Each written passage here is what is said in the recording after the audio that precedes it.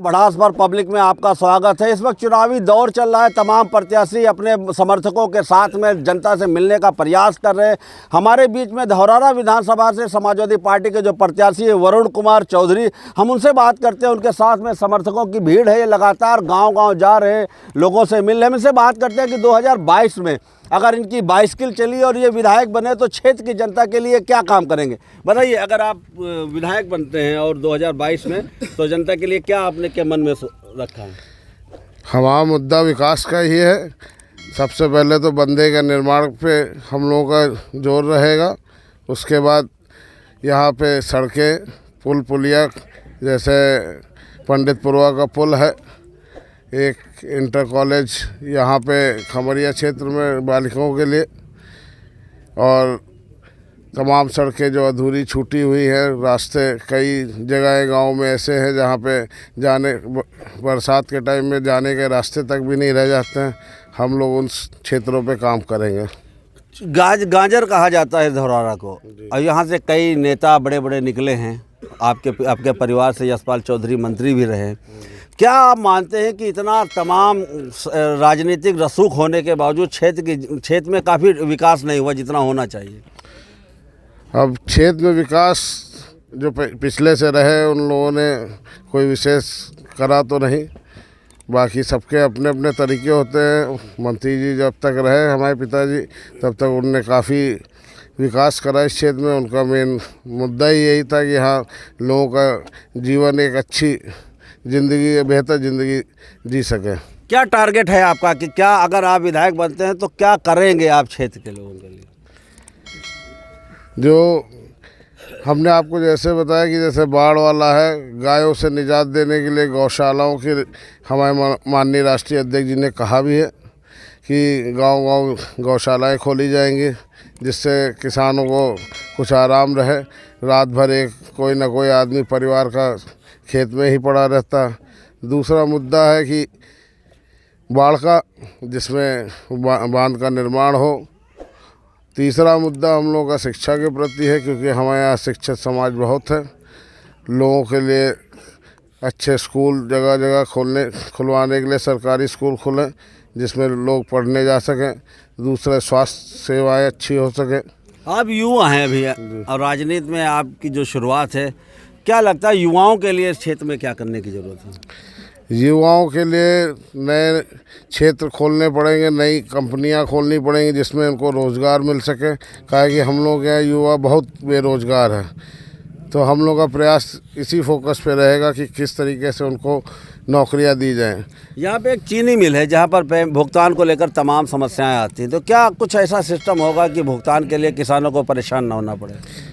हमारे राष्ट्रीय अध्यक्ष जी ने पहले ही अपने एजेंडे में डाल रखा है कि हम 14 दिन के अंदर सबका पेमेंट कराएंगे, क्योंकि यहाँ पे पेमेंट साल भर बाद लोगों को पैसा मिलता है गन्ना लगाने के बाद, जो कि बदलाव करने के लिए हमारे माननीय राष्ट्रीय अध्यक्ष जी ने पहले ही बोल रखा है, और जो वो कहते हैं वो करते भी हैं। तो उनके एजेंडे को 100% लागू करने की कोशिश करेंगे? बिल्कुल। इनका कहना है कि जो यहाँ पर सपा मुखिया है उनके एजेंडे को लागू करने की कोशिश करेंगे। हमारे बीच में शमशेर बहादुर शेरू हैं। ये पिछले चुनाव में वरुण के खिलाफ थे, यहाँ पर चुनाव लड़ रहे थे। तब बहुजन समाज पार्टी में थे, लेकिन इनका कहना है स्वामी प्रसाद मौर्य जी के साथ में ये समाजवादी पार्टी की कमान थामी है, उन्हीं के साथ में ये समाजवादी पार्टी में आए हैं।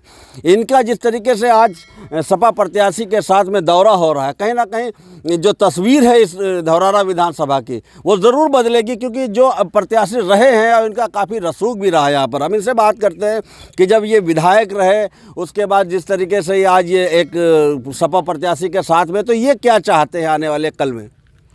हम सब लोग समाजवादी पार्टी के कार्यकर्ता हैं।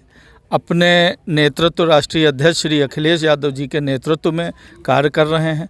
उन्होंने वचन पत्र पूरा अपना प्रस्तुत किया है, जिसमें पेंशन वाली बात उसमें मेंशन है कि पेंशन करनी है, पेंशन देनी है, लैपटॉप देने हैं, टैबलेट देने हैं, किसानों को भुगतान देना है, डीजल और पेट्रोल फ्री देना है। तो वो पूरा आप हमारे घोषणा पत्र में देख सकते हैं।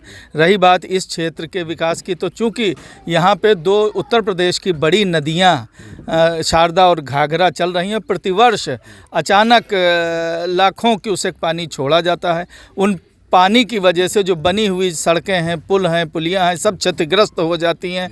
इस सरकार ने कोई ऐसा कार्य नहीं किया कि जो उनकी मरम्मत का कार्य किया हो, उनको बनाया है। जैसे भैया ने कहा, नीलू भैया ने, सुजई कुंडा का पुल टंगा हुआ है, सब देख रहे हैं, यहाँ पे इधर से कटा है, उधर से कटा है, टंगा हुआ है, बनाया गया था इसीलिए कि लोग निकलें, लेकिन इस सरकार के उदासीपन की वजह से वो वैसे ही खड़ा है। समाजवादी सरकार बनने पे सारे जितने ये विकास के कार्य अवरुद्ध हैं वो सब कराए जाएंगे। तो जब दोनों लोग साथ में चलते हैं तो जनता किस तरीके से क्या आपके साथ बिहेव करती है? जनता बहुत प्रफुल्लित और प्रसन्न हो रही है।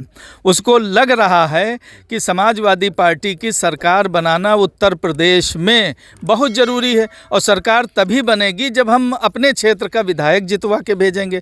यही लोग जाके वहाँ मुख्यमंत्री बनाने में, इन संख्या ज़्यादा होगी, मुख्यमंत्री जी बनेंगे, और जब मुख्यमंत्री जी बनेंगे तो जितनी ये छोटी छोटी समस्या है, पानी की बहुत बड़ी समस्या है इस क्षेत्र में, रमिया बहन, ईसानगर, धौरारा, ये आर्सेनिक और फ्लोराइड युक्त पानी बहुत ज़्यादा यहाँ पे पी रहे हैं, जहरीला पानी। तमाम टंकियाँ बनी हुई हैं, वो टंकियाँ चल नहीं पा रही हैं। तो ये ऐसी कई चीज़ हैं। बच्चे बेरोजगार हैं, उद्योग लगाने के लिए यहाँ पे लगना चाहिए। आप जब विधायक थे तो आपने कोशिश ज़रूर की होगी, तो क्या कौन कौन सी ऐसी कोशिशें की गई थी जो कोशिशें ब्रेक हो गई उनको आगे बढ़ाने के बाद? यही सुजई वाला पुल था। सुजई वाले पुल का भी हम लोगों ने पूरी कोशिश की, और एक रोड ये अमेठी से होकर शारदा नगर जाती है, इसका भी प्रस्ताव किया गया। वो इस तरीके से कई रोडों का, कटौली वाली रोड जो खमरिया से है, इसके चौड़ीकरण की बात उठाई गई। खमरिया से ईसानगर वाली रोड है, उसका चौड़ीकरण होना चाहिए। बसंतापुर से बेलवा सरसवा होते हुए जो ये धौरारा जा रही है, ये होना चाहिए। तो इस 5 साल में कोई रिपेयरिंग का काम, कोई एक भी विकास का कार्य इस भाजपा सरकार में आप बता दें कि एक स्कूल बना हो, एक सड़क नई छोड़िए रिपेयरिंग उनकी हुई हो, पेयजल की व्यवस्था हुई हो, सिर्फ एक ही उनका एजेंडा है। उसी एजेंडे पे वो काम करते रहे। पूरा 5 साल वो अपने उसी एजेंडे को भड़काने का काम, विभाजित करने का काम किए। उत्तर प्रदेश की जनता को अब विकास चाहिए, वो इसलिए समाजवादी पार्टी के साथ आई है। हम लोगों का साथ चलने से ये कोई नई बात है कि हम साथ हैं। तो लगता है आपको एक मिनट, ये नई बात नहीं है कि हम और समाजवादी साथ हैं। 2019 में हम लोग साथ आए थे, एक साथ दौरा किए थे, माननीय मंत्री स्वर्गीय श्री यशपाल चौधरी जी, हम और बसपा प्रत्याशी। तो यहाँ की जनता ने हाथी पे वोट किया था। वही हाथी वाले ये ऋण उतार के पूरा एक एक हाथी का वोट समाजवादी पार्टी की साइकिल पर देके इस क्षेत्र से समाजवादी पार्टी नीलू भैया को जिता के विधानसभा भेजने का काम करेंगे। आपका कॉन्फिडेंस कहीं ना कहीं ये दिख रहा है कि आने वाले वक्त में तस्वीर दूसरी होगी। क्या लगता है वो यूपी चुनाव में कितनी सीटें लाएंगे समाजवादी पार्टी? समाजवादी पार्टी पूर्ण बहुमत की सरकार बनेगी, इसमें कोई इफ एंड बट नहीं है।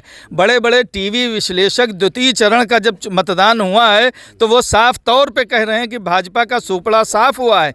कानपुर की एक रैली की, माननीय मुख्यमंत्री जी की रैली का वीडियो आ रहा है जो सब लोग देख रहे हैं, और इनकी बौखलाहट और हड़बड़ाहट। अरे कल यहाँ पे भारतीय जनता पार्टी के राष्ट्रीय अध्यक्ष जी सिसैया पे उतरे हैं, मुश्किल से 500-700 आदमी रहा है, कोई पहुँच ही नहीं रहा है, क्योंकि वो सब दिन भर आराम करते हैं और रात में खेतों पे ड्यूटी देते हैं। एक एक किसान, चाहे वो 1 बीघे का हो चाहे 100 बीघे का हो, वो अपनी फसलों की रक्षा कर रहा है। रात भर वो जगता है, रात भर उसकी निगरानी करता है, और दिन में कब वो आराम करे, परेशान है। क्योंकि जो 100-100 क्विंटल, 20-20 क्विंटल, 5-5 क्विंटल अनाज पैदा करते थे, वो उसमें लगाने के बाद, पैसा लगाने के बाद उनको कुछ 1 रुपया नहीं हासिल होता है। पूरी फसल ये आवारा और छुट्टा जानवर ये चर जाते हैं उसको। हमारे बीच में संगठन से जुड़े रामपाल जी, हम इससे बात कर, राजपाल जी जो वाईडी कॉलेज के प्रेसिडेंट भी रहे हैं और छात्र नेता भी रहे हैं। ये बताइए, आप क्षेत्र में लगातार घूम रहे हैं, किस तरीके का लग रहा है लोगों का सहयोग?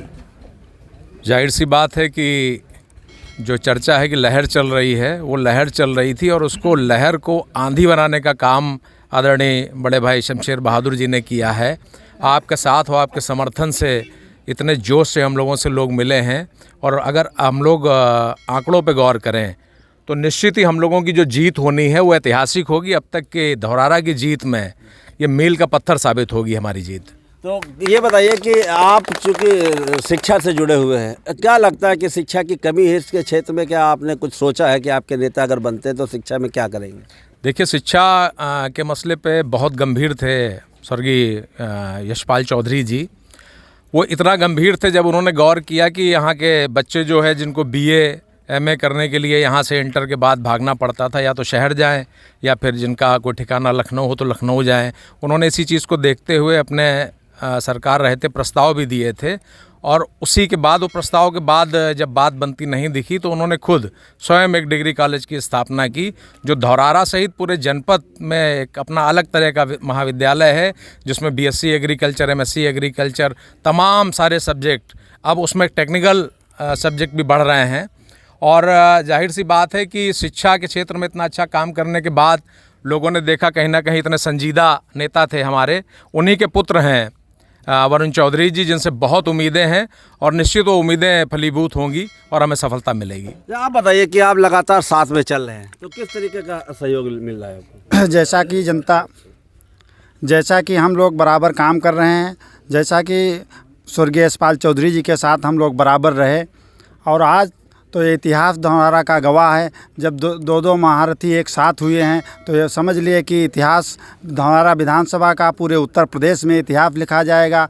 आज केवल हमारे साथ विधायक जी निकले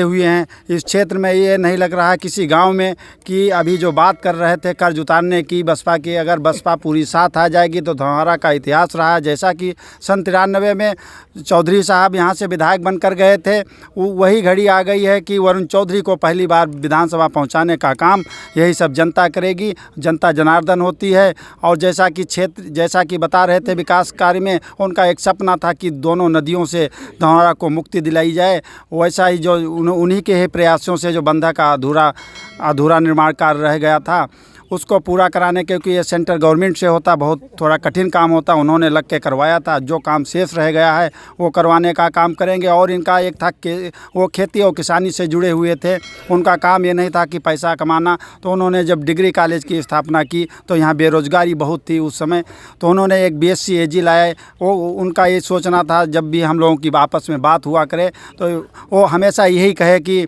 वरुण तुम एक काम करो कि शिक्षा पे पैसा ज़्यादा खर्च करो, स्टाफ ज़्यादा रखो, क्योंकि आजकल आप लोग जानते हैं तमाम डिग्री कॉलेज चलते हैं, वहाँ स्टाफ नहीं होते हैं, क्योंकि केवल ऐसा एक पूरे जनपद में चौधरी बेचलाल महाविद्यालय है जहाँ स्टाफ की कोई कमी नहीं रहती। उसके देखते हुए BSc AG का उनकी जो सोच थी कि लोग अगर रोज़गार नहीं पाएँ, क्योंकि यहाँ का लड़का जो खेती किसानी से जुड़े हैं वो खेती नहीं करना चाहते थे, वो कहीं ना कहीं तमाम लोग तो विधायक जी के पास जाते हैं कि 5,000 रुपये की नौकरी हमको लगवा दीजिए मिल में।